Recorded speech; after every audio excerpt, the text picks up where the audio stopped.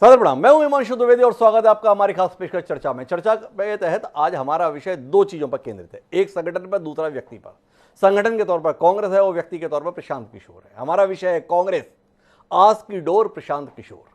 दरअसल जब वर्ष 2014 के आम चुनाव हुए, अर्थात लोकसभा के चुनाव हुए, तो देश तीन शख्सियतों से चमत्कारिक रूप से प्रभावित हुआ। पहले नरेंद्र मोदी, दूसरे अमित शाह और तीसरे प्रशांत किशोर। नरेंद्र मोदी के रूप में एक ऐसी शख्सियत देखने को मिली जिसने अपनी चमत्कारिक नेतृत्व क्षमता के बूते पर पूरे देश को प्रभावित कर दिया। लोग अचंभित रह गए क्योंकि 3 दशक के बाद किसी एक शख्स के बूते पर किसी एक पार्टी को स्पष्ट बहुमत मिला। दूसरी शख्सियत सामने आए अमित शाह, जिनको एक रणनीतिकार के तौर पर, एक दमदार पार्टी अध्यक्ष के तौर पर देखने का मौका मिला। और तीसरा जो शख्स था वो पर्दे के पीछे था, लेकिन उसकी सफलताओं ने उसे सुर्खियों में ला दिया। नाम था उनका प्रशांत किशोर। प्रशांत किशोर के रूप में एक नई शख्सियत से लोगों को पता चला कि चुनाव अब इस तरीके से भी जीते जा सकते हैं। चुनाव के लिए बाकायदा बाहरी लोग रणनीति बनाते हैं और रणनीति के माध्यम से चुनाव को इस कदर प्रभावित किया जाता है। उसके बाद प्रशांत किशोर सफलता का पर्याय बन गए।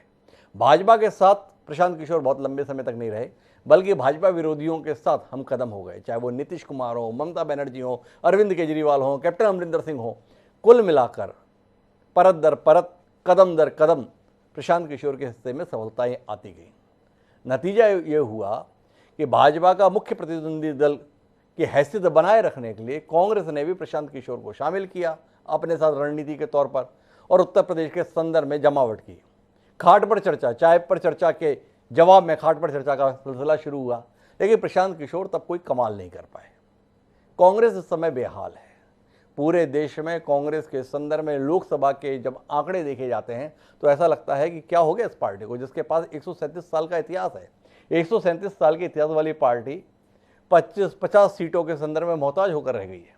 लेकिन पार्टी इससे उभरना चाहती है, पार्टी के नेता उभरने चाहते हैं, पार्टी के कार्यकर्ता उभरना चाहते हैं। 23 नेताओं का समूह बना, वो भी उभरना चाहता है। लेकिन कोई और कदम उठाने के इतर जादू की छड़ी के तौर पर कांग्रेस अब प्रशांत किशोर के पास ही जा रही है, या प्रशांत किशोर कांग्रेस के पास जा रहे हैं।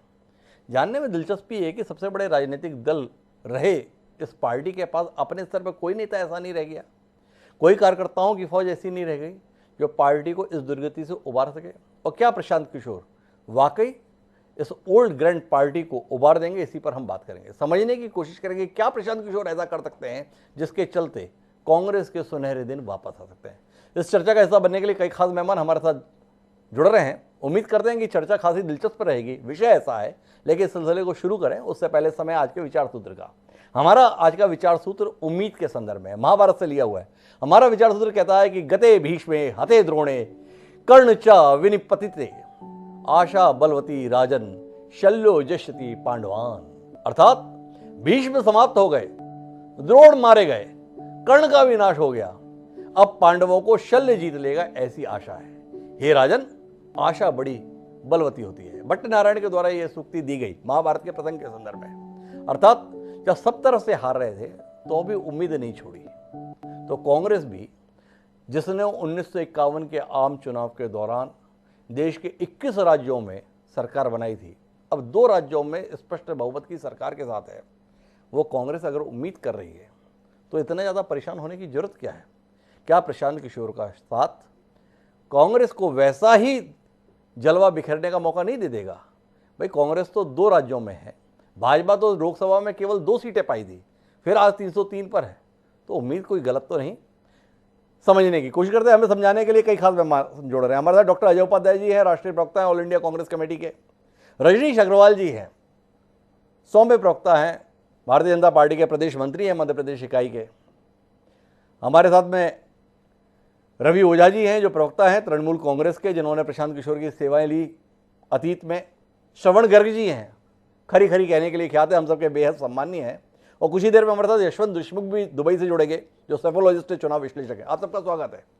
चर्चा की शुरुआत डॉक्टर अजय उपाध्याय जी से ही करते हैं, समझने की कोशिश करते हैं। बड़ी लंबी फहरिस्त आपके यहाँ नेताओं की, जितनी उनकी राजनीतिक उम्र है प्रशांत किशोर की इतनी खुद की उम्र भी नहीं है, तो भी सब तरफ चर्चा में आपकी पार्टी कि अब प्रशांत किशोर का साथ मिलने जा रहा है कांग्रेस को। कांग्रेस उनके साथ कुछ करने की कोशिश में है और इसके आधार पर उम्मीद है। इसे कितनी गर्व की अनुभूति है आपको डॉक्टर अजय उपाध्याय जी इस चर्चा को लेके, या कितनी गिलानी है कि क्या हाल हो गया हमारी पार्टी का? एक व्यक्ति जो हमारी पार्टी में भी नहीं है वो इतना महत्वपूर्ण है कि लोग इसके आधार पर उम्मीद देख रहे हैं।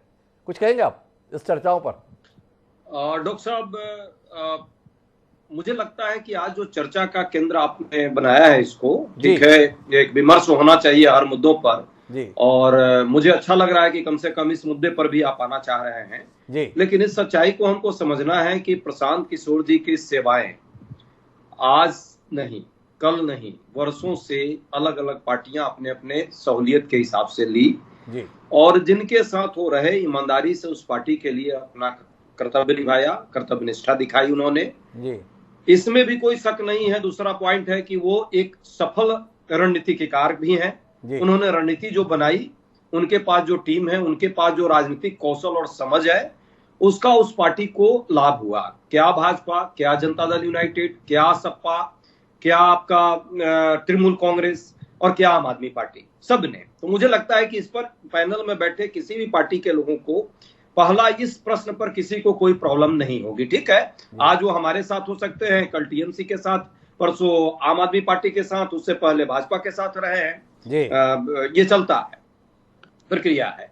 राजनीतिक प्रक्रिया की जो चीजें अब बदली हैं, उस बदलाव के तहत मुझे लगता है कि यदि एक कोई ऐसी टीम जी। जो ग्राउंड पे काम करने के लिए एक सुझाव के तौर पे पार्टी को दे सकती है, जो एक रणनीति बना सकती है, जो एक सही डायरेक्शन में काम कर सकती है, यदि ऐसे लोगों का को इंगेज किया जाता है, जो अन्य पार्टियां भी करती हैं अपने अपने हिसाब से, यदि कांग्रेस पार्टी ने यदि ऐसे किसी व्यक्ति को जिसके सूझबूझ का लाभ बाकी पार्टियां पहले ले चुकी है और वो हमारे साथ जुड़ करके एक व्यापक राष्ट्रीय राजनीति के संदर्भ में, जो संदर्भ आज एक प्रश्न के दायरे में है कि वैकल्पिक राजनीति कैसे हो, और उस वैकल्पिक राजनीति में मुद्दे वो हो जो मुद्दे राष्ट्रीयता को भी प्रश्न न करें, लेकिन जो अंधभक्ति है राष्ट्रीयता के नाम पे और जो नफरत का माहौल देश में पैदा हो रहा है, उसको भी कैसे रोके।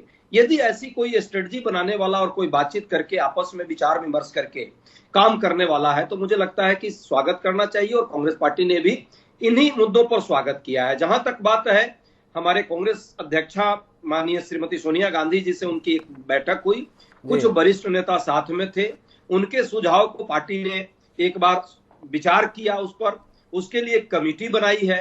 कमेटी का रिपोर्ट शीघ्र ही आ जाएगा। कमेटी के रिपोर्ट के बाद जो परिस्थितियां बनेगी वो आपके सामने भी रहेगा, पब्लिक डोमेन में भी रहेगा, और उनकी क्षमता का पार्टी किस स्तर पर कितना उपयोग करेगी, ये भी हम जैसे कांग्रेस के कार्यकर्ता जो मेहनत करने वाले लोग हैं उनके नजर में भी रहेगा। दो सवाल है मेरे डॉक्टर अजय उपाध्याय जी। प्रशांत किशोर की सेवाएं लेने के लिए इच्छुक है कांग्रेस पार्टी। कौन सी कांग्रेस पार्टी? वो पार्टी जिसके साथ 137 साल का इतिहास है। आपसे जानना चाहते हैं कि कौन सा दारिद्र्य है जिसके चलते प्रशांत किशोर की और उम्मीद भरी निगाह से आपको ताकना पड़ रहा है? विचार के स्तर पर दीनता है, नेतृत्व के स्तर पर दीनता है, कार्यकर्ता के स्तर पर दीनता है, या कुल मिलाकर हर तरफ दीनता है, इसलिए उम्मीद प्रशांत किशोर के साथ है? पहला सवाल तो ये। और दूसरा जानना ये चाहता हूं आपसे कि जो व्यक्ति स्वयं अपनी राजनीतिक उपलब्धि हासिल करने में लगातार नाकाम हो रहा है, दलों को भली सफलता दिलाई, पर प्रशांत किशोर के साथ में 8 साल का इतिहास ये है कि वो स्वयं राजनीतिक हैसियत पा नहीं पा रहे। उन्होंने जनता दल यूनाइटेड का साथ लिया, उसके वो उपाध्यक्ष बने थे, कुल मिला के बैरंग वहां से वापस लौटे। अमरिंदर सिंह जी के ओएसडी बने थे, वहां से भी बैरंग वापस लौटे, बीच में काम छोड़ गए। तृणमूल कांग्रेस में गए, वहां से भी विदा कर दिए गए। जो व्यक्ति स्वयं का राजनीतिक भविष्य तय कर पाने में लगातार नाकाम हो रहा हो, भाजपा से तो नाकामी सामने ही है, एक चुनाव के बाद ही बाहर हो गए, तो ऐसे व्यक्ति पर आप उम्मीद कर रहे हैं। खारिज व्यक्ति खारिज पार्टी की उम्मीद का केंद्र बन रहा है। दोनों विषयों पर आपकी टिप्पणी। दो प्रश्न आपका था। पहले प्रश्न का उत्तर मुझे लगता है यहाँ पैनल में बैठे सभी लोग जी, और श्रवण गर्ग जी बहुत ही वरिष्ठ पत्रकार हैं, वो भी इस बात को, सच्चाई को स्वीकारेंगे। आप स्वयं वरिष्ठ पत्रकार हैं जी। मुझे नहीं लगता कि वो जिस पार्टी के साथ जब भी इंगेज हुए, चाहे भाजपा के साथ 2014 में थे, उन्होंने भाजपा को, उनकी सेवा भाजपा ने ईमानदारी से ली, मेहनत उन्होंने किया और उनको रिजल्ट मिला, ये सच्चाई है। और वो स्वयं भाजपा छोड़े, मुझे जहां तक सूचना है, बाकी चीजें तो होती नहीं है। जो छोड़ जाता है तो दूसरे वाले कहते हैं कि देखो हमने भगा दिया, तो वो वाली बात अलग है। टीएमसी के साथ भी अभी हाल ही में रहे, उन्होंने वहां भी जो कर सकते थे मेहनत किया। जेडीयू के साथ भी उनकी अपनी दोस्ती रही, उसमें ठीक कहा आपने कि वो राष्ट्रीय उपाध्यक्ष के पद भी लिए, लेकिन उनकी जो अपने वैचारिक आपस की जो चीजें रही होंगी उसके कारण वो बाहर रह गए। इनके वो व्यक्तिगत बात थी। जहां तक आपने कहा कांग्रेस को कौन सी वैचारिक कमी आ गई है, मुझे लगता है कांग्रेस को कोई वैचारिक कमी नहीं है। कांग्रेस पार्टी इस देश के उन सभी विचारों का प्रतिनिधित्व करती है जो विचार उदारवादी है, जो विचार डेमोक्रेटिक है, जो विचार समरसता का है, जो विचार सबको जोड़ने का है। वो काम हम सदैव करते रहते हैं और करते रहेंगे, चाहे वो मैं रहूं या न रहूं, चाहे हमारे पार्टी के कोई वरिष्ठ नेता रहे या नहीं रहे। लेकिन यदि कुछ लोगों का सहयोग लेकर के पार्टी के अंदर और भी नए सिरे से कुछ चीजें, नई चीजों को हम जोड़ सकते हैं और कर सकते हैं, जो बाकी पार्टियां भी करती रही है। हो सकता है आज प्रशांत किशोर बाकी पार्टियों के लिए खट्टे खट्टे हो जाए, क्योंकि आज जो है वो हमारे साथ जुड़ रहे हैं या हम उनको स्पेस देने की स्थिति में है। ये लेकिन सच्चाई को स्वीकारना होगा। उस व्यक्ति के प्रतिभा पर कोई प्रश्न नहीं है, उस व्यक्ति के रचनात्मकता पर कोई प्रश्न नहीं है, उस व्यक्ति के थिंकिंग पर भी कोई प्रश्न नहीं है। किसी विषय में प्रश्न नहीं है, लेकिन फिर भी मेरे पास प्रश्न है डॉक्टर अजय उपाध्याय, और वो प्रश्न मेरा रजनी अग्रवाल जी के साथ है। भाजपा के संदर्भ में यह आरोप रहा कांग्रेस का कॉर्पोरेट संस्कृति की पार्टी है, कॉर्पोरेट कल्चर की है, पार्टी नहीं कंपनी है। वह कांग्रेस भी अब कॉर्पोरेट कल्चर में ढल रही है। रजनी जी, आपके संस्थान से अनुभव प्राप्त प्रशांत किशोर अब आपके खिलाफ इस्तेमाल होने जा रहे हैं।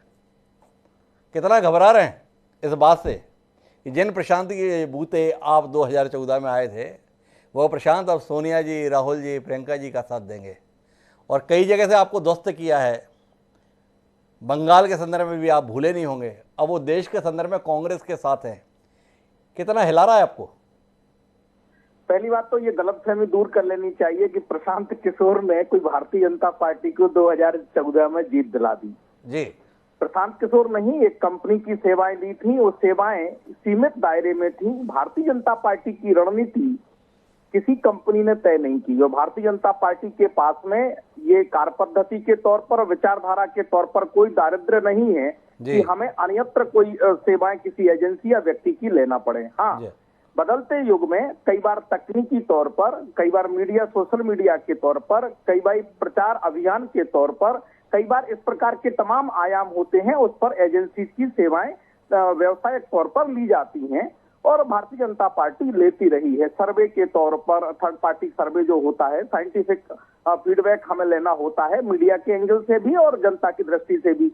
विचारधारा के तमाम मुद्दे होते हैं, सरकार के मुद्दे होते हैं, उनके तौर पर भी। पर भारतीय जनता पार्टी की रणनीति प्रशांत किशोर या उनकी कंपनी बनाने लगे, क्षमा करिएगा, जनसंघ के दौर से अभी तक ऐसी दारिद्रता भारतीय जनता पार्टी में कभी नहीं रही, ना होगी, जैसी कांग्रेस में पिछले दिनों दिखाई पड़ी। एक रणनीति, एक राजनीतिक दल की राजनीतिक रणनीति तय करने के लिए ठेके पर आदमी बुलाया जाए। उस पार्टी की, जिस पार्टी के पास में लंबी फेहरिस्त है अनुभवी नेताओं की, मुद्दों के आधार पर, विचारधारा के आधार पर, नीतियों के आधार पर, सामाजिक समस्याओं के समाधान के तौर पर कांग्रेस में कमी नहीं है नेताओं की। मैं स्वीकार करता हूं, मैं तो उनका घोर विरोधी पार्टी का कार्यकर्ता हूं और मैं स्वीकार करता हूं उनके पास नेता। मैं दो चीजों के लिए आपको विनम्रता पूर्वक रोकना चाहता हूं रजनी जी, आप अपनी बात पूरी कीजिएगा। कमी थी नहीं, पर अब कमी हो गई। सब तो आप लेते जा रहे हैं। आपके यहां दामन इतना बड़ा है कि आपकी झोली लगातार भर रही है, तो कांग्रेस के पास में चारा क्या है? एक सवाल तो ये है मेरा आपसे कि आप जो कह रहे हैं कि कमी नहीं है, कमी तो आपने ही ला दी, क्योंकि सारे भाजपाइयों में जब चेहरे देखते हैं तो आधे तो कांग्रेस ही दिखते हैं आजकल। एक सवाल। दूसरा, आपसे जानना चाहता हूं कि एक कंपनी, एक व्यक्ति ऐसे ही मोहताज भाजपा नहीं है, पर वो एक व्यक्ति, एक कंपनी आपकी पूरी पार्टी पे भारी पड़ता है जब पश्चिम बंगाल का मसला आता है। प्रशांत किशोर ने आपके दावों के मुकाबले में सीधे दावा किया था कि ये काम ही छोड़ दूंगा अगर 3 अंकों में पहुंच गए। बहुत कोशिश की आपने कि प्रशांत किशोर का इस काम से संन्यास हो जाए। क्या आपको नहीं लगता बंगाल से कितने नाराज हैं आप? अगर आपने बंगाल में 3 डिजिट में अंक हासिल कर लिए होते तो आज प्रशांत किशोर का साथ कांग्रेस को नहीं मिल रहा होता है। इस बात के लेके कोई नाराजगी आपकी अपनी पार्टी के बंगाल के कार्यकर्ताओं से या अपने आदरणीय कैलाश विजयवर्गीय से कमी रह गई? हिमांशु जी, ऐसी गलती विश्लेषण में कैसे कर सकते हैं?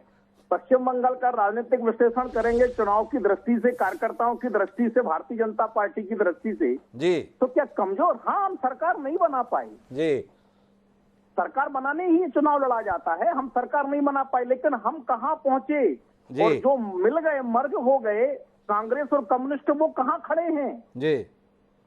तो ये पीठ थपथपाने का काम कोई कंपनी या व्यक्ति करता रहे, लेकिन भारतीय जनता पार्टी कहां से कहां पहुंच गई और आने वाले समय में कहां पहुंचेगी, ये बाकी तमाम राजनीतिक पंडितों ने भी विश्लेषण किए हैं। हाँ, ये एक पक्ष हो सकता है एक कंपनी को अपनी प्रोफाइल बनाने के लिए, लेकिन ये राजनीतिक सच्चाई तो नहीं हो सकती। कांग्रेस का वोट बैंक, कम्युनिस्टों का वोट बैंक सारा का सारा मिलकर टीएमसी में गया। टीएमसी में जो टेक्निकल वोटिंग वहां हुई वो सबको पता है, मैं उसमें डिटेल में नहीं जाना चाहता, लेकिन भारतीय जनता पार्टी ने पश्चिम बंगाल में अपना जनाधार बढ़ाया है और तेजी के साथ में बढ़ाया है, वो सबको दिखाई तो रजनी जी सीधे तौर पे दो बातें कह रहे हैं, हम अगर बातचीत को समझें। एक कि 2014 की भाजपा की सफलताओं में प्रशांत किशोर के योगदान को आप कतई महिमा मंडित मत कीजिए, कुछ नहीं था उनका, थोड़ी बहुत सेवाएं वेवाएं ली थी, लेकिन उसके भरोसे हमारी जीत हुई, ये बात ठीक नहीं है। दूसरा कि कांग्रेस का साथ मिल जाने से प्रशांत किशोर का कुछ हो जाने वाला है, इसकी भी कोई उम्मीद नहीं है। लेकिन मेरे साथ में टीएमसी से रवि ओझा जी हैं। रवि जी भी इसी नजरिए के साथ है कि प्रशांत किशोर मतलब एक कंपनी, छोटा मोटा काम किया, इससे ज़्यादा महत्व मत दीजिए। या रवि ओझा जी मानते हैं कि नहीं, आदमी में दम तो है, जिसके साथ भी होता है खेल हो जाता है, खेला हो जाता है, और इसलिए अब कांग्रेस को अगर प्रशांत किशोर का साथ मिल रहा है तो उसे गंभीरता से लेने की जरूरत है। रवि जी। हिमांशु द्विवेदी जी, आपके साथ साथ पैनल में बैठे सभी महानुभावों को मेरा प्रणाम है जी, स्वागत है। मैं ये बिल्कुल नहीं कहूंगा कि प्रशांत किशोर जी या फिर उनकी जो कंपनी है वो महज एक कंपनी है। बिल्कुल आज की तारीख में भारतीय राजनीति में प्रशांत किशोर जी का दमखम है जी। और जैसा कि अभी रजनीश अग्रवाल जी कह रहे थे कि 2014 में जो व्यापक जीत पूरे भारत में भारतीय जनता पार्टी को मिली, नरेंद्र मोदी जी चुन करके आए, उसमें प्रशांत किशोर जी का कोई अहम योगदान नहीं है। मेरी समझ में ऐसा कह देना खुद से झूठ बोलने जैसा है जी। और पश्चिम बंगाल में भी आपने देखा था कि बहुत सारी हवाएं चली थी कि तृणमूल कांग्रेस इधर जाएगी, तृणमूल कांग्रेस खत्म हो जाएगी, ममता बनर्जी अब वापस से मुख्यमंत्री नहीं बनने वाली है। लेकिन हुआ क्या, प्रशांत किशोर जी जो हमारे राजनीतिक रणनीतिज्ञ थे, उन्होंने कह दिया था कि 3 अंकों को पार नहीं कर पाएगी भारतीय जनता पार्टी, और 2 मई 2021 को वही हुआ जो प्रशांत किशोर जी ने कहा, मामूली 77 अंकों पर सिमट करके भारतीय जनता पार्टी रह गई जी। और आज अगर कांग्रेस उस तरफ बढ़ रही है, अग्रसर हो रही है, जिनकी सेवाओं को लेना चाहती है, और आगे आने वाले समय में जो इस बात से भी हम अनदेखा नहीं कर सकते, इस बात को नकार नहीं सकते कि कांग्रेस राजनीतिक शून्यता की ओर अग्रसर हो रही है जी। ऐसे में जरूरी है कि एक व्यक्ति आए, और शायद नेतृत्वहीनता की भी कमी है कांग्रेस में आज के समय में, एक ऐसे व्यक्ति की जरूरत है जो आकर के कांग्रेस का दामन थामे और वापस राजनीतिक उत्थान की ओर उन्हें अग्रसर करते। पर मेरा एक सवाल है रवि जी, हम कांग्रेस की बात बाद में कर लेंगे, भाजपा में भी बात बाद में कर लेंगे। टीएमसी को बड़ी उम्मीद है और ममता बनर्जी को बहुत उम्मीद है कि बंगाल से निकलकर उनका जादू पूरे देश में दिखेगा। विपक्ष की एकमात्र उम्मीद ममता बनर्जी बनेंगी, और पिछले कुछ समय से ऐसी कोशिश भी कर रहे थे। प्रशांत किशोर का यह कदम, कांग्रेस के साथ बढ़ने का फैसला, क्या अपने आप में नहीं बताता कि टीएमसी राष्ट्रीय स्तर पर खारिज कर दी गई प्रशांत किशोर के द्वारा? इसके संदर्भ में कितना मन दुख रहा है आपका कि जिसने पश्चिम बंगाल में आपको सफलता दिलाई, उसने देश के संदर्भ में आपको इस लायक नहीं समझा कि आप देश में कोई विकल्प हो सकते हैं? मैंने अपनी बात रखनी शुरू की आपके सवाल पर, तो मैंने एक शब्द का इस्तेमाल किया था, पेशेवर राजनीतिक रणनीतिज्ञ जी।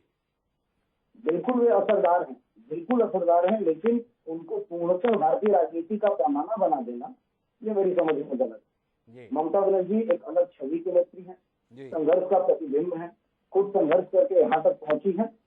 इस बात से हम इनकार नहीं करते कि 2021 में जो बड़ी हमें मिली है भारतीय जनता पार्टी के सामने, उसमें एक अहम योगदान प्रशांत किशोर जी ने निभाया। लेकिन ममता बनर्जी खुद एक ऐसी छवि है, एक ऐसी नेत्री है कि आगे का पथ वो खुद पार कर सकती है, आगे बढ़ सकती है। ऐसे में आगे का रास्ता वो खुद तय कर सकती है, ये कहना है रवि ओझा जी का। रवि ओझा जी की बात पर भरोसा करना होगा, क्योंकि ममता बनर्जी ने प्रशांत किशोर से मिलने से पहले भी अपने आप को साबित किया हुआ है, इसलिए रवि जी की बात को खारिज नहीं कर सकते। लेकिन प्रशांत किशोर का साथ कांग्रेस जिस तरीके से लेने जा रही है, या एक पेशेवर सेवाओं के संदर्भ में ही देखते हैं श्रवण जी आप, या एक पार्टी मरती क्या ना करती इसलिए तेरे दर पर चढ़ती वाली हालत को देख रहे हैं? और क्या आप ये भी देख रहे हैं कि एक शख्स जिसके खाते में उसने कई दलों को सफलता दिला दी पर खुद सफलता नहीं हासिल कर पाया, तो अब खुद राजनीतिक सफलता हासिल करने के लिए, राजनीतिक ऊंचाई हासिल करने के लिए कांग्रेस का सहारा ले रहा है। उसे लगता है कि उसके जीवन की राजनीतिक महत्वाकांक्षाएं जो अन्य दलों के साथ पूरी नहीं हुई, शायद कांग्रेस के साथ पूरी हो जाएगी। चर्चाओं में है महासचिव बनना, अहमद पटेल वाली जगह लेना, कार्यकारी अध्यक्ष बनना। तो पहले तो इस पर आपकी टिप्पणी चाहिए। इसके बाद दूसरा एक और सवाल है जो आपका इंतजार कर रहा है, पर पहले इस पर आपकी टिप्पणी आ जाए, आपका विश्लेषण आ जाए। ये हिमांशु जी, ऐसा लगता है कि भारतीय जनता पार्टी के साथ आप भी डरे हुए हैं प्रशांत किशोर से जी। ना। तो कांग्रेस के साथ ये परेशानी है कि मरता क्या न करता जी, और न कांग्रेस के साथ ये परेशानी है कि मरता क्या न करता, और न प्रशांत किशोर के साथ कि कोई आकांक्षाएं होना चाहिए कि वो अहमद पटेल बनना चाहते हैं। जी, अहमद पटेल अगर बनेंगे तो वो अपना नुकसान ही करेंगे। जी, मतलब अब कांग्रेस में अहमद पटेल की जरूरत नहीं बची है। दूसरा, इस गलतफहमी को भी निकाल देना चाहिए कि जो भारतीय जनता पार्टी में चुनाव हैं, वो जो चेहरे आपको दिखते हैं वो लोग लड़ते हैं। जी, मतलब मुझे आश्चर्य होगा अगर रजनीश जी कहें कि मैं चुनाव लड़वाता हूं पार्टी को, जी, या अमित शाह या नरेंद्र मोदी कहें कि खुद लड़ते हैं। हमको भारतीय जनता पार्टी के प्रशांत किशोरों के चेहरे नहीं दिखते हैं। जी, दिक्कत क्या है कि हम कांग्रेस से इतने परेशान हैं या डरे हुए हैं। जैसे आपने कहा कि कांग्रेस में जिन लोगों की राजनीतिक उम्र प्रशांत किशोर से ज्यादा है, उनको कांग्रेस ले रही है। मेरा ये पूछना है कि जिन लोगों की राजनीतिक उम्र प्रशांत किशोर से ज्यादा है, उनमें से कितने लोग खड़े होकर प्रशांत किशोर का विरोध कर रहे हैं?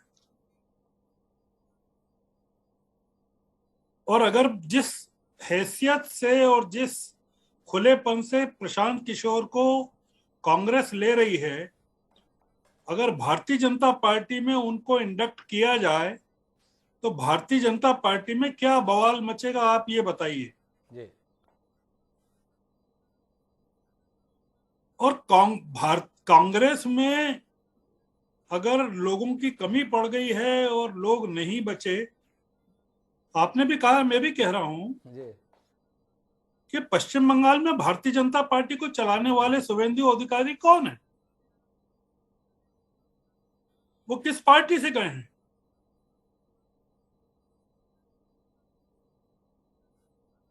और जितिन प्रसाद उत्तर प्रदेश में कौन है? और ज्योतिरादित्य सिंधिया भारतीय जनता पार्टी में कौन है?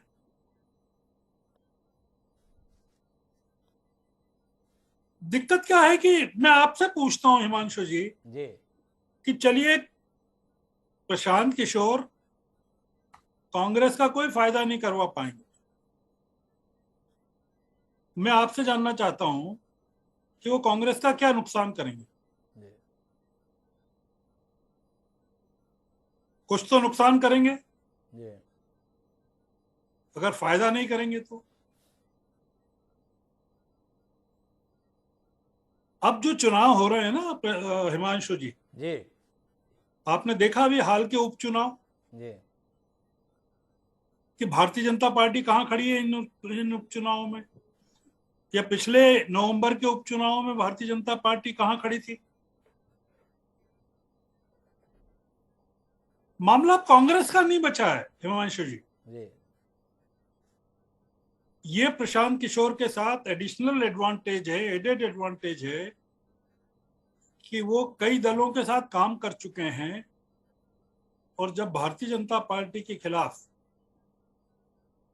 कोई बड़ा मोर्चा बनाने की बात आएगी, संघर्ष करने की बात आएगी, तो उनको गुलाम नबी आजाद की तरह दिक्कत नहीं आएगी। वो आसानी से सबसे बात कर सकेंगे। तो ये जो हम लोग प्रशांत किशोर को लेकर इतनी निराशा का माहौल कि भाई ये क्या हो रहा है, ना श्रवण जी, बिल्कुल भी निराशा का माहौल नहीं है, बहुत आशा का माहौल है। इसीलिए तो इसमें पूरी चर्चा है। और जानना यह है कि इससे भाजपा को कितनी निराशा। प्रशांत किशोर, जिसको अब किसी हैसियत में मानने से भी रजनीश अग्रवाल जी इंकार कर दे रहे हैं, वो अब कांग्रेस के हाथों में आ रहा है। इस पर आपकी टिप्पणी चाहिए। और साथ में जो दूसरे सवाल मेरे बाकी था वो ये था कि कांग्रेस की जो आधारभूत समस्या है गांधी परिवार के साथ, कि गांधी परिवार के बिना 2019 के लोकसभा चुनाव के बाद राहुल गांधी इस्तीफा दे देते हैं और साथ में ये कह भी देते हैं कि गांधी परिवार से बाहर का अध्यक्ष चुना जाए। आज 3.5 साल होने जा रहे हैं, 3 साल होने आ रहे हैं, ना गांधी परिवार का अध्यक्ष का पता, ना गांधी परिवार के बिना अध्यक्ष का पता। तो क्या प्रशांत किशोर के आने से इन सवालों को उत्तर मिल जाएंगे? क्या पार्ट टाइम की पॉलिटिक्स करते दिखाई देने वाले Rahul Gandhi full time politician में तब्दील हो जाएंगे? क्या उत्तर प्रदेश के संदर्भ में महज 2 सीटों पर सिमट गई कांग्रेस क्या वापस अपना खोया हुआ जौनाधार पा सकेगी? ऐसे सवाल प्रशांत किशोर के साथ में आने के बाद जहन में कौंधते हैं। श्रवण गर्ग जी इसका उत्तर क्या खोजते हैं, ये जानने में दिलचस्पी है। आपसे पूछता हूं कि क्या भारतीय जनता पार्टी में सारे फैसले जी पार्टी अध्यक्ष के तौर पर जयप्रकाश नड्डा लेते हैं क्या? जी कौन लेता है वहां फैसले जी भारतीय जनता पार्टी में? जी। हम लोग प्रशांत किशोर को लेकर कुछ अलग किस्म की उम्मीदें करना चाहते हैं जी और अगर वो उम्मीदें पूरी नहीं हों कि जैसे उत्तर प्रदेश में वो क्या कर लेंगे, मैं आपसे पूछ रहा हूं, बार बार पूछ रहा हूं कि प्रशांत किशोर अगर कुछ नहीं कर पाए तो कांग्रेस पार्टी जिस जगह आज यहां है उससे और कितना नीचे ले जाएंगे उसको।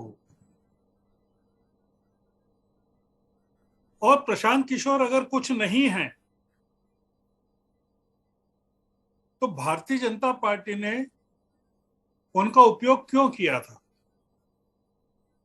या तृणमूल पार्टी ने, तृणमूल कांग्रेस ने क्यों उपयोग किया था, या तेलंगाना के मुख्यमंत्री सार्वजनिक रूप से कह रहे हैं कि हम प्रशांत किशोर के साथ बातचीत कर रहे हैं।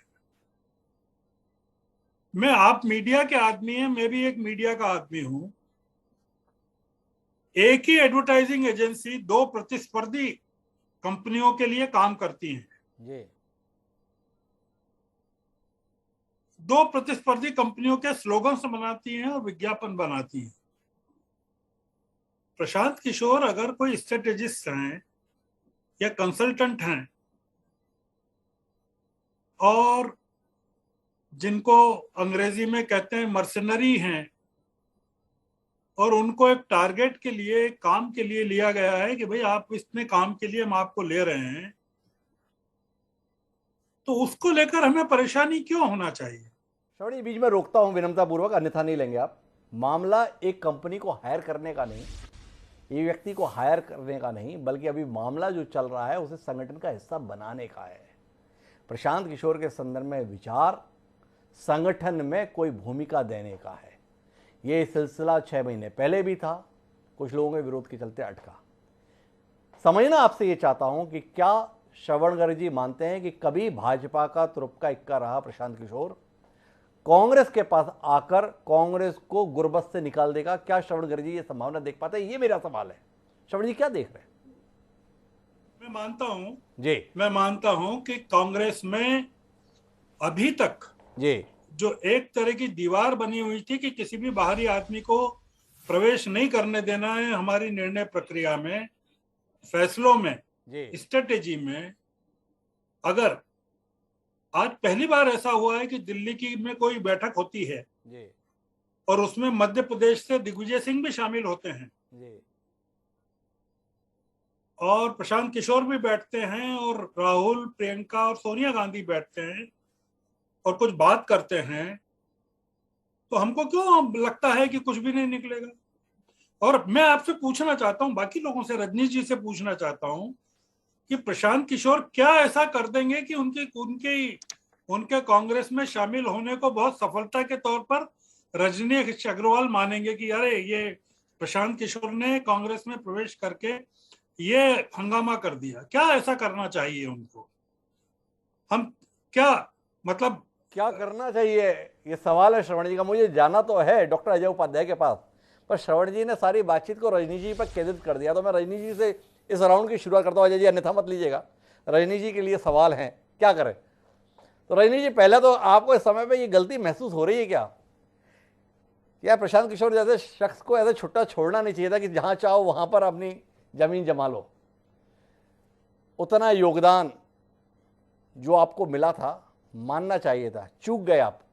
एक व्यक्ति की योग्यता और उसके योगदान के अनुरूप सम्मान देने में, इसका कोई मलाल है आपको? पहला सवाल तो यही है। देखिए, पहली बात तो ये है कि जो आपने बीच में कहा कि 2014 के तुरुप्का एक्का जी, ये जिनका नाम आप ले रहे हैं वो हैं जी। तुरुप्का एक्का, सबको पता है 2014 में कौन भारतीय जनता पार्टी के थे। श्रीमान नरेंद्र मोदी जी, जी, भारतीय जनता पार्टी का कार्यकर्ता। जी। और तमाम विश्लेषण आदरणीय श्रवण गर्ग जी का विश्लेषण ज्यादा उम्दा समझूंगा मैं बजाय कि प्रशांत किशोर का, क्योंकि इन्होंने कई चुनाव देखे हैं, कई चुनाव अपनी आंखों से गुजारे हैं जी। तो वो राजनीतिक अनुभव ज्यादा परिपक्व है जी। एक। दूसरा, किसी कंपनी का या प्रशांत किशोर की सेवाएं कांग्रेस ले ना ले ये कांग्रेस का विषय है जी। भारतीय जनता पार्टी ने भी अलग अलग कंपनी के, मैंने बताया किस तौर पर, एक सीमित दायरे हैं वहां सेवाएं देते, लेकिन पार्टी की रणनीति तय करना, पार्टी की नीति और विचारधारा में शामिल होना, पार्टी के निर्णय प्रक्रिया में शामिल होना, ये कभी ना हुआ है, ना भारतीय जनता पार्टी में होने वाला है जी। जिन अदृश्य हाथों की, अदृश्य व्यक्तियों की बात श्रवण गर्ग जी कर रहे थे, भारतीय जनता पार्टी में चुनाव प्रबंधन की दृष्टि से हुआ करती है, हाँ होती है जी। कई शक्तियों को आदरणीय श्रवण गर्ग जी भी पहचानते होंगे जी। जो रणनीति तैयार करते हैं, चुनावी चेहरा नहीं होते हैं, पर्दे के पीछे बैठते हैं, संगठनों के तपे तपाए लोग होते हैं, जिनके पास में जमीन की नब्ज होती है, जिनके पास में विचारधारा और मुद्दों की समझ होती है, समस्याओं के समाधान देने और नैरेटिव खड़ा करने की अकल होती है, कांग्रेस के पास में नहीं है। कांग्रेस के पास नहीं है। पर रजनी जी, मेरा सवाल है, आपने प्रशांत किशोर को जैसे खारिज किया, लेकिन आप फेरिस्त देखिए 2014 के संदर्भ में आपने तो खारिज ही कर दिया कि प्रशांत किशोर कोई भूमिका में थे, बड़ी कईयों की सेवाएं ली थी, उनमें से एक थे। पर उस एक ने बाद में क्या किया? बिहार में आए, आरजेडी जेडीयू का गठबंधन बनाया, आपका साफ कर दिया। 2017 में पंजाब में पहुंचे, आप सत्ता से बाहर हो गए। 2019 में वाईएसआर कांग्रेस रेड्डी ने, जगन रेड्डी ने भी सेवाएं ली, सामने है। 2020 अरविंद केजरीवाल भी इस नतीजे में पहुंचे कि अपना काम जैसा भी हो पर प्रशांत किशोर का साथ कमाल कर देगा। कमाल हो भी गया, सामने है। ममता बनर्जी के संदर्भ में भले आप खारिज करें कि देखो हमारी 78 सीटें हो गई, पर आप 78 सीटों के लिए नहीं थे, आपके दावे थे सरकार बनाएंगे, हर हाल बनाएंगे। और तब प्रशांत किशोर ने कहा था 100 भी नहीं पहुंचोगे सरकार बनाने की तो बात दूसरी है, और 100 पहुंच गए तो ये काम ही छोड़ दूंगा। इसीलिए मैंने पिछली बार भी कहा था, मलाल है कि नहीं है? अगर 100 सीटें हासिल कर ली होती तो कम से कम प्रशांत किशोर की चुनौती से पीछा छूट गया होता। अब तो मानिए कि चूक गए आप इस आदमी को अपने साथ बनाए रखने के लिए। आपने तमाम कांग्रेसियों और या दूसरे दल के नेताओं को लेने में जितनी दिलचस्पी दिलाई, जितने उन्हें पद दिए, प्रशांत किशोर के लिए भी ठीक ठाक जमावट कर देते तो यह नौबत नहीं आती, इतनी जगह विपक्षी पार्टियों को मौका नहीं मिलता। मानते नहीं आप अभी भी चूक गए आदमी का समय पर आकलन करने में? नहीं, देखिए, मुझे लगता है कि आप, मुझे पता नहीं किस ओहरे में है या किस प्रभाव में है, मुझे नहीं पता। पश्चिम बंगाल के रणनीति बनाई होगी, लेकिन ये जो जमीनी सच्चाई पश्चिम बंगाल की है, हम ममता बनर्जी को खारिज कर दें, हम कांग्रेस के वोट बैंकों को खारिज कर दें जो बाद में जुड़ गया ममता बनर्जी के साथ में, हम कम्युनिस्ट जो हैं वो उनके वोट बैंकों को खारिज कर दें जो जुड़ गया, और बाकी सब हम प्रशांत किशोर को दे दें, नहीं ममता बनर्जी और उनके बाकी लोग, यानी जो तमाम प्रकार के दल उनके साथ में जुड़े उनको सबको खारिज करके, ये हो सकता है चुनावी रणनीति के तौर पर कई सारी बातें हों, लेकिन आप जो भारतीय जनता पार्टी के ऊपर थोपना चाहते हैं 2014 के संदर्भ में या जो हमारी जिन राज्यों में संभावित जीत नहीं हो पाई, जो आशा थी वो जीत नहीं मिल पाई, वो उसके कारण हमारी हार को आप थोपना चाहते हैं, तो मुझे लगता है ये अतिशयोक्ति होगी। आपका अपना विश्लेषण हो सकता है, लेकिन भारतीय जनता पार्टी इस तरीके से ना सोचती है, ना सोचने का कोई कारण मुझे लगता है। मैं फिर दोहराता हूं कि कोई भी राजनीतिक दल इनपुट ले सकता है, फीडबैक ले सकता है, लेकिन अपनी निर्णय प्रक्रिया, अपने राजनीतिक निर्णय अगर किसी इस प्रकार से लेने लगे तो कांग्रेस जैसा राजनीतिक दल, तो उसका दिवालियापन, खोखलापन तो उसका खोखलापन जाहिर होता है। रजनीश अग्रवाल जी दो बातें कहना चाहते हैं। एक कि प्रशांत किशोर का 2014 में भाजपा की सफलता में आप ऐसा कोई योगदान मत आकलन कीजिए जैसा जताने की कोशिश हम इस कार्यक्रम में कर रहे हैं, पहली बात। और दूसरी बात के भी चुनावों के संदर्भ में जो सफलता मिली है अन्य राजनीतिक दलों को, उसका श्रेय भी आप प्रशांत किशोर को इस तरीका मत दीजिए, ये ठीक नहीं है। मेरे साथ भी यशवंत देशमुख जी जुड़ गए हैं। पिछले 2 दशक से, बल्कि 2.5 दशक से इस देश में जितने भी चुनाव हो रहे हैं उनके ट्रेंड के संदर्भ में एक आधिकारिक नाम है यशवंत देशमुख, सी वोटर के निदेशक हैं। उनके पास जाना चाहता हूं मैं, लेकिन एक संक्षिप्त हस्तक्षेप रवि ओझा जी का लेना चाहता हूं, क्योंकि वो तब कुछ हस्तक्षेप करने जा रहे थे जब रजनीश जी बोल रहे थे। जी रवि जी, आपका हस्तक्षेप। रजनीश अग्रवाल जी अभी कह रहे थे, मैंने इसके पहले भी उन्होंने कहा था कि सीपीएम और कांग्रेस का वोट एकजुट होकर के तृणमूल कांग्रेस की ओर चला गया। तो मेरी समझ में रजनीश अग्रवाल जी एक जिम्मेदार व्यक्ति, एक जिम्मेदार राजनीतिक व्यक्तित्व हैं, तो जरूर उनके पास कुछ ना कुछ तथ्य रहे होंगे जी। बार बार इस तरीके का सीधा आरोप तृणमूल कांग्रेस के ऊपर में और ममता बनर्जी ने पिछले 10 सालों में यहाँ जो काम किया है, उन कामों को नकार करके आप ये गठजोड़ दिखा देंगे कि सीपीएम कांग्रेस का वोट एक साथ एकजुट होकर के तब्दील होकर के तृणमूल कांग्रेस को मिल गया, मेरी समझ में किसी भी तौर पर आपकी राजनीतिक परिपक्वता को दर्शाता नहीं। तो रवि जी को इस बात पे ऐतराज है कि हमें तृणमूल कांग्रेस को कांग्रेस और वाम मोर्चे का वोट नहीं मिला। भाई वोट नहीं मिला तो इतनी सीटें कैसे आ गई? क्यों ऐतराज कर रहे हैं आप रजनीश जी की बात पे?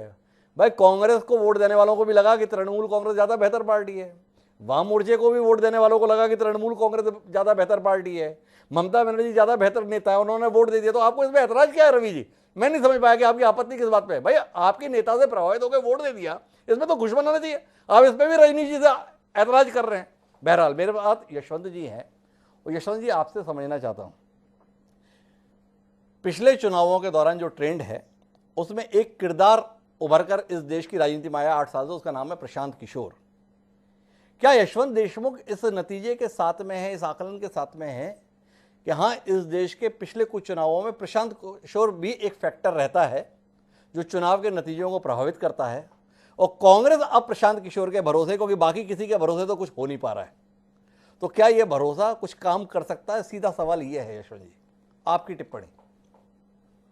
हिमांशु जी, अगर प्रशांत किशोर कोई फैक्टर ही नहीं होता तो हम लोग इस कार्यक्रम में इस विषय पे चर्चा भी नहीं कर रहे होते जी। ये तो स्वाभाविक सी बात है, प्रशांत किशोर एक फैक्टर हैं जी। कितना और किस सीमा तक इस पे हम लोग अलग विचार कर सकते हैं, लेकिन उनके फैक्टर होने या उनके एक किरदार होने पे तो कोई इनकार कर ही नहीं सकता जी। मैं तो इस बात को मानता हूं कि देश में चुनाव प्रबंधन और इन चीजों को लेकर के पश्चिम में ये बहुत सामान्य है। हर पार्टी, हर नेता, हर एक कैंडिडेट के पास में अपने चुनाव प्रबंधक होते हैं। भारत में इस तरह से प्रोफेशनली चुनाव प्रबंधकों की एक पूरी एक लीग जो प्रशांत किशोर जी ने शुरू की है, वो दरअसल स्वागत योग्य है।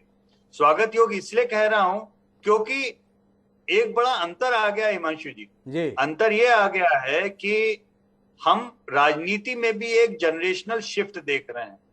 राजनीति में पुराने नेता जब तक जमीन से जुड़े थे तब तक उन्हें जमीन की हवा का पूरा एहसास रहता था, और इसलिए उन्हें किसी चुनावी रणनीतिकार की जरूरत ही नहीं होती थी। उन्हें पता होता था कि हम कब हार रहे हैं, उन्हें पता होता था हम कब जीत रहे हैं। ये जब से हवाई राजनीति करने वाले नई पीढ़ी के नेता जब आए हैं, तब से उनको दरअसल केवल ट्विटर पे बैठ करके और ट्रेंड करने से चुनाव जीते जा सकते हैं, इसका एक ऐसी गलतफहमी हो गई जिसका अभी अभी हमने निष्पादन जो है उत्तर प्रदेश के चुनाव में देखा है, कि जिसमें सारा कैंपेन अंत के 3 महीने में केवल ट्विटर पे ही लड़ाया गया समाजवादी पार्टी की ओर से, और उसका नतीजा क्या रहा वो भी हमने देख लिया। तो मुझे ऐसा लगता है कि जो एक वैक्यूम रहा है पुरानी पीढ़ी के नेता, मैंने इस बात को कई बार प्रकारांतर से बोला था हिमांशु जी, आपके कार्यक्रम में भी बोला था कि अगर अखिलेश यादव अपने पिताजी का 10वां हिस्सा भी अगर मेहनत कर लेते तो उत्तर प्रदेश में सत्ता परिवर्तन हो जाता, 10वां हिस्सा भी। जी। तो आज की तारीख में चूंकि नेताओं और जमीन के बीच में इतनी बड़ी खाई हो चुकी है, उनको पाटने के लिए चुनावी प्रबंधन के विशेषज्ञों की सर्वथा जरूरत है। उस जगह को प्रोफेशनल तरीके से प्रशांत किशोर ने भरा है। इसके लिए उनकी इस भूमिका और उनके काम को क्रेडिट मिलना चाहिए। मेरे दो सवाल है यशवंत जी। आपने कहा कि अगर प्रशांत किशोर की कोई फैक्टर नहीं होता तो ये कार्यक्रम ही क्यों करते, पर ये सवाल क्यों उठा? सवाल इसलिए उठा कि हमारे साथ में भारतीय जनता पार्टी के सम्माननीय रजनीश अग्रवाल जी प्रदेश मंत्री हैं, मध्य प्रदेश भाजपा के बड़े प्रखर किस्म के प्रवक्ता रहे हैं। उनका कहना है कि खामखा में आप ज़्यादा महत्व दे रहे हो, कई कंपनियों की सेवाएं लेती है। 2014 में हमने ही ऐसी कई कंपनियों की सेवाएं ली थी, उनमें से एक प्रशांत किशोर की भी कंपनी थी। तो आपसे जानना चाहता हूँ यशवंत जी, जिसने कई चुनाव देखे हैं, क्या वाकई प्रशांत किशोर कई में से एक थे या अनेक में अनोखे एक थे? एक सवाल। और दूसरा ये जानना चाहता हूं कि ऐसे हुनरमंद व्यक्ति को भाजपा अपने साथ बनाए नहीं रख पाई, चूक गई, और अब और अनुभव के साथ वह शख्स घोर विरोधी अर्थात भारतीय राष्ट्रीय कांग्रेस का हिस्सा बनने जा रहा है। क्या आप मानते हैं भाजपा के लिए जोखिम है? कुल मिलाकर आपकी टिप्पणी। देखिए हिमांशु भाई, ये कि प्रशांत किशोर जी की एक और बहुत जबरदस्त काबिलियत है जी, और वो काबिलियत है कि वो जीतने वाली जगह या जिसकी जगह पे बढ़त की संभावना है जी, उसको वो बहुत पहले से पहचान लेते हैं, और इसलिए जीत का सहरा भी वो ले जाते हैं। इसीलिए मैंने बोला कि वो बात दोनों तरफ जाएगी और दोनों तरफ हमको समझनी भी पड़ेगी जी। इसमें कोई शक नहीं कि अगर आपके पास में टीएमसी के भी प्रवक्ता हैं जी, मैं अगर इनसे पूछूं एक सवाल कि आपको क्या लगता है कि प्रशांत किशोर के बगैर दीदी नहीं जीतती या 200 पार नहीं करती जी, तो इनका जवाब क्या होगा? या फॉर दैट मैटर मैं किसी को यह पूछूं क्या आपको लगता है प्रशांत किशोर के बगैर मोदी 2014 नहीं जीतते, तो क्या जवाब होगा? इसलिए प्रशांत और एक क्रेडिट प्रशांत किशोर को देना चाहिए। प्रशांत किशोर जी ने कभी भी इस जीत का समगा अपने ऑफिशियल स्टेटमेंट में नहीं दिया। उन्होंने हमेशा ये बात बोली कि भाई मेरी भूमिका है उसको स्ट्रीमलाइन करके सही जगह पहुंचाने की, उसमें उनकी भूमिका है। अब वो कांग्रेस जा रहे हैं तो इसका मतलब यह है कि मुझे ऐसा लगता है कि उनके अंदर के एनालिस्ट ने उनको ये बता दिया है कि कांग्रेस की जितनी दुर्गति होनी थी अब हो चुकी है, यहां से कांग्रेस का ग्राफ अब ऊपर ही जा सकता है, नीचे नहीं जा सकता। और देश में एक सत्ता के विकल्प की, भाई अब माने ना माने, बीजेपी के प्रवक्ता माने ना माने, आखिर तो देश में करीब करीब 60% ऐसा वोट है जो नॉन बीजेपी पार्टियों को पड़ रहा है। आखिर तो इस देश में पिछले 8 सालों में हिमांशु जी बीजेपी आधे चुनाव हारी है जी। ये कतई गलतफहमी है लोगों को कि पिछले 8 साल में बीजेपी ने सारे चुनाव जीते हैं। अरे बाकी छोड़िए, 2-3 साल पहले हमने मध्य प्रदेश, राजस्थान, छत्तीसगढ़ के चुनाव परिणाम देखे हैं। तो इसलिए देश में देश की जनता हमेशा एक समानांतर, एक मजबूत विपक्ष या एक अल्टरनेटिव खड़ा करने के लिए हमेशा आतुर रहती है। यशवंत जी ने कई सारे आयाम दिए हैं, और अब मैं जब डॉक्टर अजय उपाध्याय के पास जाना चाहता हूं तो कई संभावनाओं को लेकर जाना चाहता हूं। पहली संभावना तो यशवंत जी ने यही बता दी कि प्रशांत किशोर उस कश्ती में बैठते हैं अमूमन जो पार उतरने वाली है। तो ये आकलन ही आपको कितना उत्साहित कर रहा है जी, एक तो जानने में ये दिलचस्पी है। दूसरी महत्वपूर्ण बात यह कि कांग्रेस लोकसभा की सीटों की दृष्टि से या राज्यों में सरकार की दृष्टि से जितनी बुरी स्थिति में दिखाई देती है, बाकी आकलन में उतनी बुरी स्थिति में नहीं है। अगर आज भाजपा के 1400 के करीब विधायक देश भर में हैं तो 750 विधायक कांग्रेस के पास में भी हैं। अगर 20 करोड़ या 22 करोड़ मत भाजपा के हिस्से में है तो कांग्रेस आज भी 10 करोड़ से ज्यादा मतदाताओं का भरोसा जीत पाने में सफल होती है। ये आम चुनाव के अंतर्गत मिले हुए मतों का आंकड़ा बताता है। तो आप जानने में दिलचस्पी ये है अजय उपाध्याय जी कि जिस प्रकार से कार्य की स्वतंत्रता बाकी राजनीतिक दलों के द्वारा अपनी क्षेत्रीय आवश्यकताओं के अनुरूप प्रशांत किशोर को उपलब्ध कराई गई, कांग्रेस में तो अभी आपके अध्यक्षों के संदर्भ में या आपके बाकी पदाधिकारियों के संदर्भ में ही टूटा पड़ा हुआ है, काम करने देने ना करने देने के संदर्भ में। क्या प्रशांत किशोर को आप लोग काम करने देंगे, ये जानने में भी दिलचस्पी है। और करने देंगे तो किस रूप में करने देंगे, अपने मुलाजिम के तौर पर या अपने पार्टी के हिस्से के तौर पर, ये जानने में भी हमारी दिलचस्पी है, थोड़ा बताएंगे। पहला प्रश्न जो आपने किया है, मैं सम्मानित देशमुख साहब का आदर करता हूं, वाकई एक अच्छे चुनावी विश्लेषक रहे हैं, वर्षों से मैं इनको सुनता रहा हूं। मैं जानता हूं कि ये जो बात कह रहे हैं उसमें यथार्थ है, सच्चाई है, और इन्होंने जो बात कही मैं उनको कहीं भी खारिज करने की स्थिति में नहीं हूं। एक बात जरूर उसमें ऐड करूंगा कि कांग्रेस पार्टी अपनी उसकी एक पद्धति है, एक सिस्टम है, एक वर्षों, ठीक कहा आपने, वर्षों पुरानी पार्टी है। इस पार्टी की अपनी एक वैचारिक आधार है, उन आधारों के साथ ही हम आगे बढ़ने का प्रयास करते हैं। और ये खूबसूरती है जो जसवंत साहब ने भी कहा कि यदि कोई देश का टैलेंटेड व्यक्ति, कोई समाज में रहने वाला अच्छा व्यक्ति, कोई रणनीतिकार, कोई चुनावी विश्लेषक, मैं तो देशमुख साहब को भी कहूंगा कि यदि उनकी इच्छा हो, यदि, और वो पार्टियों के अंदर आकर काम करने की इच्छा हो, तो उनका भी स्वागत है। आप जैसे विद्वान व्यक्ति, हिमांशु द्विवेदी को पूरा देश जानता है कि एक निष्पक्ष पत्रकारिता आप करते हैं, और मुझे लगता है आप जहां हैं वहां से देश की सेवा ज्यादा अच्छा कर रहे हैं। पर आप जैसे लोगों को आज के समय में एक वैकल्पिक राजनीति के जो परिस्थितियां बन रही है उसमें तटस्थ बहुत दिन तक आपको भी नहीं रहना चाहिए।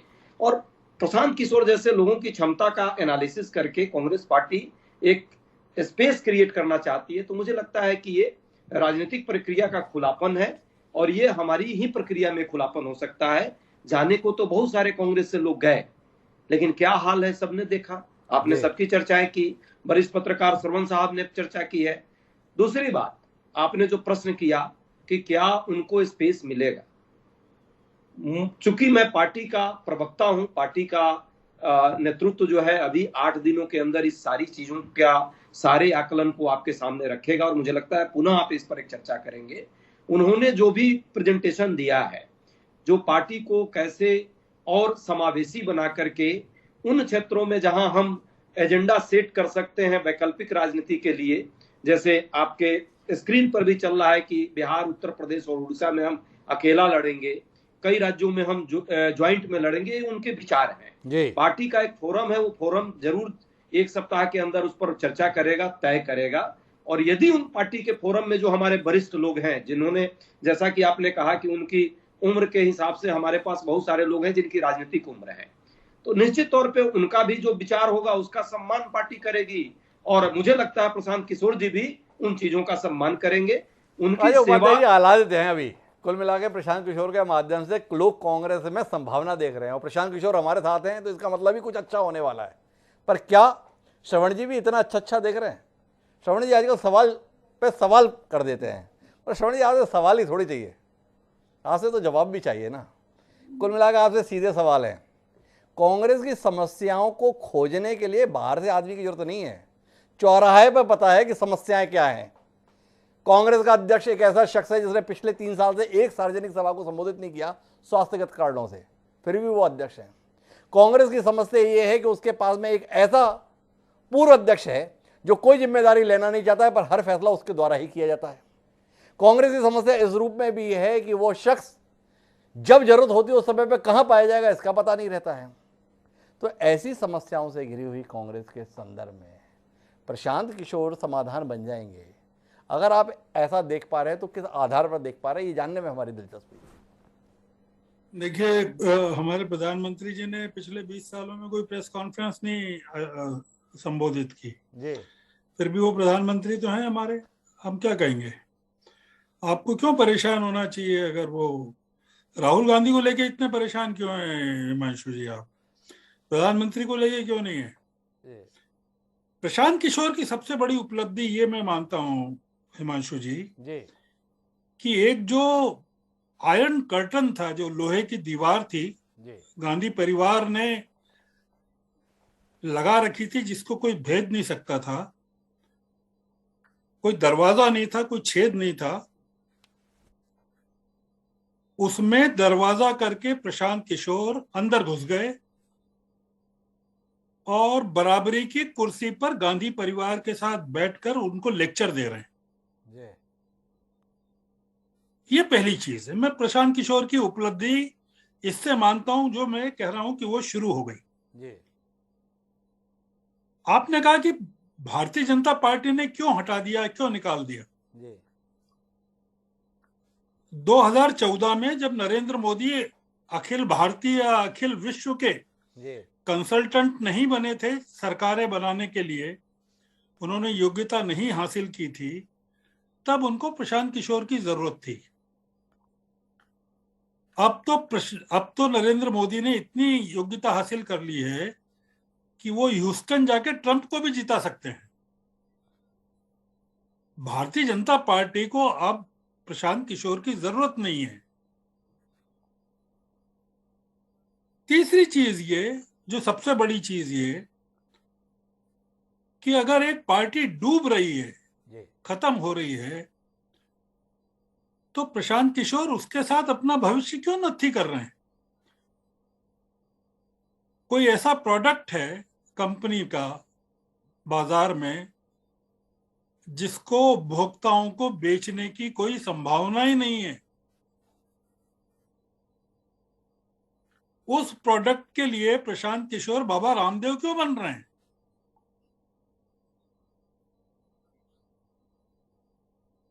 कुछ तो कारण होगा। इसमें दांव पर कांग्रेस की प्रतिष्ठा नहीं लग रही है। इसमें प्रतिष्ठा तो प्रशांत किशोर लगा रहे हैं, अपनी लगा रहे हैं कि यार मैं अगर कुछ नहीं कर पाया तो मैं डूब जाऊंगा। और प्रशांत किशोर की उम्र अभी बहुत कम है। वो अगर डूब गए तो उनके पास तो बहुत साल बचे हैं उस डिप्रेशन में जिंदा रहने के लिए। कांग्रेस के पास तो कुछ बचा नहीं है। मैंने फिर से रिपीट कर रहा हूं हिमांशु जी, ये मामला कांग्रेस का नहीं है, ये संयुक्त विपक्ष का है। और प्रशांत किशोर की भूमिका कांग्रेस को जिंदा करने की नहीं है, संयुक्त विपक्ष में कांग्रेस को घसीट कर लाने की है और उनको बताने की है कि आप अपने दम पर सरकार नहीं बना सकते। और पचमढ़ी में आपने जो तय किया था सालों पहले, पचमढ़ी के चिंतन शिविर में, एकला चलो रे, मैं मौजूद था, आप उसको लागू करिए कि हम देश में मिली जुली सरकारें बनाएंगे। तो प्रशांत किशोर को लेकर मेरा ऐसा मानना है हिमांशु जी, मैं आशावादी हूं। और मैं फिर से आपसे कह रहा हूं, मेरी कतई लालसा नहीं है कि भारतीय जनता पार्टी को सत्ता से हटा दिया जाए, इसलिए प्रशांत किशोर को लाना चाहिए। प्रशांत किशोर के आने से अगर भारतीय जनता पार्टी और नरेंद्र मोदी थोड़े ज्यादा डेमोक्रेटिक हो जाएं और भारतीय जनता पार्टी में अधिनायकवाद थोड़ा कम हो जाए, तो उसको भी मैं प्रशांत किशोर की या कांग्रेस की बड़ी उपलब्धि मानने को तैयार हूं। कमाल की बात कही है श्रवण जी ने। प्रशांत किशोर कांग्रेस के साथ जुड़ते हैं और उससे अगर भाजपा की भी सेहत सुधर जाए तो उसके प्रति भी बड़ी आशावान निगाहों से देख रहे हैं श्रवण गर्ग जी। रजनी जी, उस आशा के संदर्भ में कोई टिप्पणी करना चाहेंगे? श्रवण जी की उम्र देखते हुए उन्होंने जो ये उम्मीद, अपेक्षा जाहिर की है, उसका कोई सम्मान करने का इरादा है रजनी जी आपका, या खारिज कर देंगे जैसे पहले हर बात आप खारिज करते आ रहे हैं? नहीं, देखिए, जो बात मैंने कही थी वही बात आपने यशवंत जी से सुनी है कि निश्चित तौर पर जो जमीन से जुड़े हुए नेता नहीं बचे या जो जमीन से जुड़े हुए नेता हैं वो उपेक्षित हैं कांग्रेस में, इसलिए उनके कारण निर्णय प्रक्रिया जो गुजरना चाहिए उन लोगों से होकर वो नहीं गुजरती है। निर्णय वैसे कांग्रेस में हो नहीं पाते और उसी कारण कांग्रेस की दुर्दशा है। और अगर वो प्रोफेशनल वे में कुछ निर्णय करवाना चाहते, वो जाने, उनकी मर्जी है। लेकिन मैं केवल भारतीय जनता पार्टी के संदर्भ में जो चीजें आप थोपने का काम कर रहे हो, 2014 की जीत, अरे वही प्रशांत किशोर आप लोगों को बात करते समय, मीडिया से ब्लॉग लिखते समय कह रहे हैं कि भारतीय जनता पार्टी का संगठन तो बहुत मजबूत है, 50 साल तक उसको कोई जो केंद्रित भारतीय जनता पार्टी केंद्रित राजनीति है वो अलग नहीं हो सकती, वो भाजपा कहीं ना कहीं सेंटर में रहने वाली है। तो इसके संगठन को महत्व वो दे रहे हैं, इसके नेतृत्व को महत्व वो दे रहे हैं। अरे साहब, आप नक्शा बना लोगे, ईंट गारा कहाँ से लाओगे? आप नारा गढ़ लोगे, नारा लगाने वाला कहाँ से लाओगे? आप ईंट गारा, सीमेंट, लोहा, तमाम चीजें आप कहाँ से लाओगे? और कोई भी राजनीतिक दल उसको कार्यकर्ता, उसको नेतृत्व की विश्वसनीयता वहीं से लाएंगे रजनी जी, जहां से 10 करोड़ वोट देश के लेकर आए। इतनी भी दीनता थोड़ी आ गई है, इतनी भी दीनहीन स्थिति नहीं है। और आप प्रशांत किशोर के आकलन का आगे भाजपा केंद्रित राजनीति आने वाले इतने दशक तक रहने वाली है, इसको तो गंभीरता से लेने के लिए तैयार हैं, इस बात को गंभीरता के साथ कोट करने के लिए तैयार हैं। पर प्रशांत किशोर ने आपके लिए कुछ करके दिया था, यह मानने के लिए बिल्कुल तैयार नहीं है। बाकी सब मानने के लिए तैयार हैं, पर प्रशांत किशोर ने आपके लिए कुछ किया था, यह मानने से आपका इंकार है। लेकिन मैं यशवंत जी आपके पास आ रहा कि तमाम राजनीतिक दलों ने प्रशांत किशोर की सेवाएं ली और प्रशांत किशोर के कदमों ने यह बताया है कि वो पूरी प्रोफेशनल आदमी नहीं है, वो पॉलिटिकल आदमी भी हैं। उनकी भी अपनी राजनीतिक महत्वाकांक्षाएं हैं, राजनीतिक स्तर पर वह हैसियत चाहते हैं, उन्होंने राजनीतिक पद भी लिए हैं। पर कोई भी राजनीतिक दल सरकार बनाने के बाद भी उन्हें उस जगह पे नहीं पहुंचा रहा जहां वो पहुंचना चाहते हैं। ममता बनर्जी ने बाबुल सुप्रियो को भी लेके अब मंत्री बनाने का इंतजाम कर दिया, शत्रुघ्न सिन्हा को एक बार फिर लोकसभा में पहुंचा दिया, और भी जाने किस किस को कहां कहां पहुंचा दिया। पर प्रशांत किशोर ऐसी किसी जगह पे पहुंचते नहीं दिखते। डरते हैं क्या ये लोग कि इसकी सेवा यहीं तक रखनी चाहिए, इससे ज्यादा दिया तो कहीं हमारी जगह पे ही ना बैठ जाए? क्या प्रशांत किशोर की ऐसी संभावना उनके रास्ते में रुकावट है और कांग्रेस अभी जोखिम लेने की स्थिति में? थोड़ा आपका आकलन इस पे भी मिले। मुझे लगता है हिमांशु जी की दो चीजें। पहली बात तो ये, और ये बात पूरी गंभीरता से कहते हुए कि मैंने प्रशांत किशोर जी की बहुत ज्यादा तारीफें कर दी एक प्रोफेशनल के नाते जी, लेकिन साथ में हम ये ना भूलें कि जितने भी नेता जीते जी, उनमें से किसी को भी ये गलत फहमी नहीं थी कि वो प्रशांत किशोर के कारण जीते जी। मैं दोबारा ये लाइन बोल रहा हूं जी जी, जितने भी नेता जीते उनमें से किसी को ये गलत फहमी नहीं थी कि वो प्रशांत किशोर के कारण जीते जी। इसलिए वो उनके योगदान को और उनके भूमिका को एक मल्टीप्लायर इफेक्ट की तरह से जरूर उन्होंने ट्रीट किया, उतना रेस्पेक्ट भी दिया, लेकिन शायद वहां पे जाकर के उसके आगे उनकी भूमिका को वो नहीं देख पाते। नंबर एक चीज जी। और ये बात आपने बिल्कुल सही कही कि प्रशांत किशोर केवल एक प्रोफेशनल नहीं है, वो एक पॉलिटिकल एनिमल जी। इस नाते वो अपनी एक पॉलिटिकल भूमिका भी ढूंढ रहे हैं। अब उस पॉलिटिकल भूमिका में वो कितना आगे और कहां तक सफल होंगे ये तो देखने और समझने की बात होगी। लेकिन मैं श्रवण जी की बात से एक जगह पे 200% सहमत हूं और मैं उसको उस जगह पे वापस ध्यान लेके आना चाहूंगा जी, जिस और शायद सोचने की, देखिए कांग्रेस का नेतृत्व किसके पास में है, कौन कांग्रेस का नेतृत्व करे, अध्यक्ष बने, कौन बने ना बने, देश की राजनीति को इससे कोई फर्क नहीं पड़ता जी। जहां फर्क पड़ता है वो मैं आपको बता सकता हूं। सोनिया जी बनी रहे अध्यक्ष, राहुल जी दोबारा बन जाएं, उससे कोई फर्क नहीं पड़ता। फर्क इस बात से पड़ता है कि अब यूपीए का चेयरपर्सन वो सोनिया जी को छोड़ करके उपयुक्त व्यक्ति के हवाले, चाहे वो शरद पवार हो चाहे जो भी हो, जिस ओर श्रवण जी इशारा कर रहे थे, देश को यूनिफाइड अपोजिशन के नाते एक अपोजिशन की जरूरत है जी। दरअसल अगर आप चाहते हैं कि भाजपा को आप वास्तव में हराएं तो कांग्रेस अध्यक्ष बदलने से भाजपा नहीं हारेगी। मैं आपको लिखित रूप से दे सकता हूं कि आज कांग्रेस जिस चमत्कार की सबको अपेक्षा कर रहा है कि आज नेहरू गांधी परिवार के सदस्य को कांग्रेस की लीडरशिप से हटा दीजिए, आप किसी को बना दीजिए, नतीजा क्या निकलेगा, जितनी अभी सीटें हैं उससे भी कम सीटें आएंगी। फिर जी कांग्रेस का उससे भला नहीं होने वाला। अपोजिशन की राजनीति कांग्रेस के अध्यक्ष पद पे नहीं अटकी है, अपोजिशन की राजनीति यूपीए के चेयरपर्सन की पद पे अटकी हुई है। बड़ी महत्वपूर्ण टिप्पणी है यशवंत जी की। मेरे पास समय समाप्त हो रहा है, हालांकि ये विषय दिलचस्प है, इसमें और लंबा विस्तार दिया सकता है, लेकिन कांग्रेस का कुछ ना कुछ भला तो प्रशांत किशोर के साथ आने से हो जाएगा। इस मामले में पैनल एक राय है रजनी अग्रवाल जी को छोड़कर, और रजनी जी की सहमति की कोई अपेक्षा भी नहीं है क्योंकि वो जिस लाइन पर है उसमें असहमति के लिए ही वो यहाँ पर मौजूद है। लेकिन महत्वपूर्ण बात यह है कि क्या प्रशांत किशोर का साथ एक संयुक्त विपक्ष की भूमिका तैयार कर पाएगा, ये जानने में पूरे पैनल की दिलचस्पी है। क्या प्रशांत किशोर भारतीय राजनीति की वर्तमान में जो जरूरत है उसे पूरा कर पाएंगे? इस रूप में एक संयुक्त विपक्ष एक नए चेहरे के साथ देश के सम्मुख विकल्प के तौर पर प्रस्तुत हो पाएगा? और अगर प्रस्तुत हो पाएगा तो क्या रजनी अग्रवाल जी को आखिरकार ये मानना पड़ेगा कि हाँ प्रशांत किशोर किसी हैसियत के व्यक्ति हैं। जानने में दिलचस्पी रहेगी। बहरहाल आप सभी मेहमानों को बहुत बहुत धन्यवाद हमारे साथ इस चर्चा का हिस्सा बनने के लिए। समय है अब आज के शेर का।